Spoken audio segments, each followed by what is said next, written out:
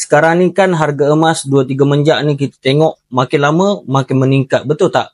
Dan ada sesetengah golongan ni dia kategorikan penyimpan-penyimpan emas adalah FOMO dalam membeli emas. Tuan-puan, sebenarnya bagi penyimpan-penyimpan emas yang berilmu, mereka beli emas waktu harga emas mahal adalah disebabkan mereka nak dapatkan pemurataan harga yang rendah berbanding sebelum ini yang mereka dapat.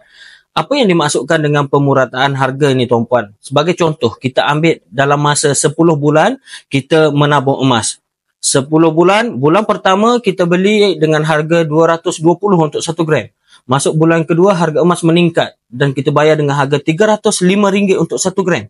Dan sampai bulan 10 kita beli, tuan-puan, dah ada 10 gram.